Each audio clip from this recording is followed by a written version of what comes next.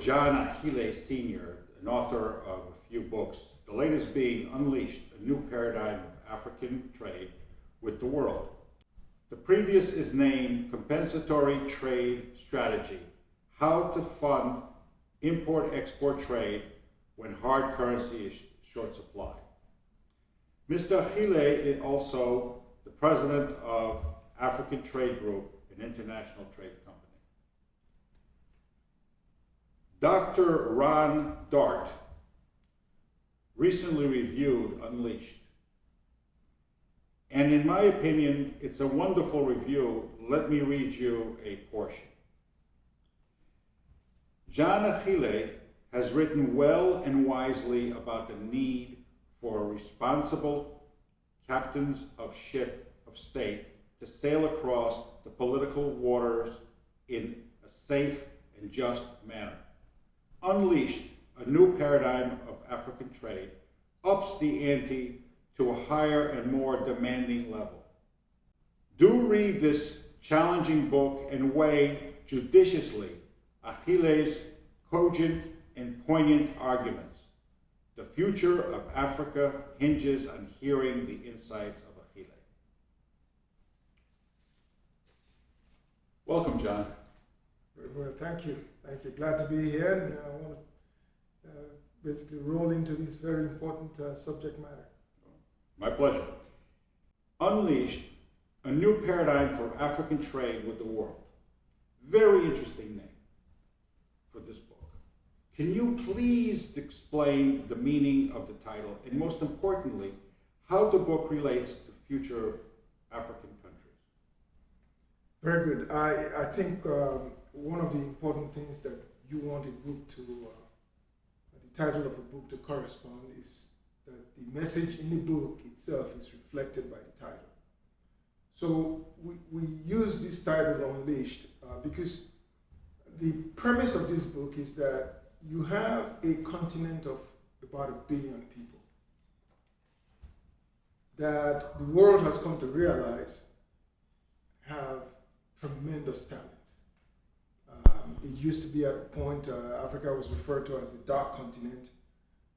Not any longer, because you have Nobel laureates that are from Africa, you have great business minds from Africa. One of the richest men in the world, Aliko Dangote, is an African, and essentially a self-made man. So what we have in the African continent is a failure to properly take advantage of resources. Where Africans are referred to, or Africa in generic terms, are referred to as being rich in minerals and commodities. I take a different take to that whole premise. I think African countries are endowed with certain minerals and agricultural commodities, but they're no more endowed than other parts of the world, to be honest with you. However, the population of Africans and the people of Africa, to me, repose the most important resource of the continent. So we said Unleashed in reference to the fact that the lack of good political direction has basically, in some ways, I wouldn't say chained, but I could use the same, a similar term, constrained Africans' ability to actually impact their environment, impact their countries, and contribute to the world in general. And so Unleashed means you need to remove the shackles from the inherent possibilities within your people and create policies that enable your people to become as productive as the God-given talents that they have.